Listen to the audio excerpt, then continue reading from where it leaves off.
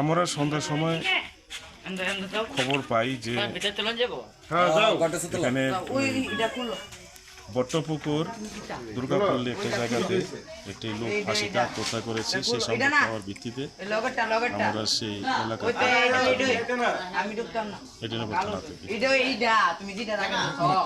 প্রাথমিক তদন্তে কি বোঝা গেছে, মানে কি ঘটনা কিভাবে হয়েছে?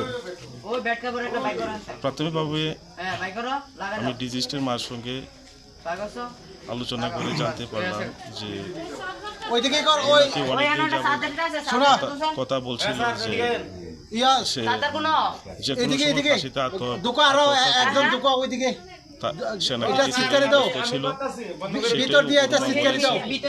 কিন্তু আমরা দেখতে পেয়েছি যে তার ঘরের ভিতরে ডুয়েলিং হাউজের একটা সিলিং ফ্যানের মধ্যে গামছা লটকানো অবস্থায় পেয়েছি এবং সে বিছানার উপর শো অবস্থায় ছিল এবং উর্মা বলেছে যে এলাকার একটি মেয়ে দেখেছে ওনার ছেলে ফাঁসিতে ঝুলন্ত অবস্থায় আছে।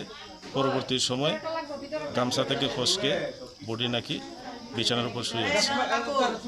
আমরা প্রাথমিকভাবে তদন্ত করছি এবং আমরা পোস্টমর্টমের জন্য নিয়ে যাচ্ছি।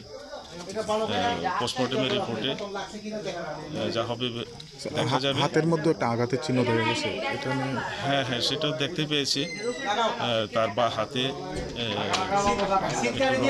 দেখতে পেয়েছি। সেটা ফরেন্সিক টিম আগামীকালকে দেখবেন, দেখলে পরে আইডেন্টিফাই করবেন ওনারা, দেখা যাবে ওদের ইনভেস্টিগেশনে কী আসে। আর আমরা এখানে বডি শিফট করছি আগরতলা জেবিপি হসপিটালের মর্গে আগামীকালকে পিএম করার জন্য।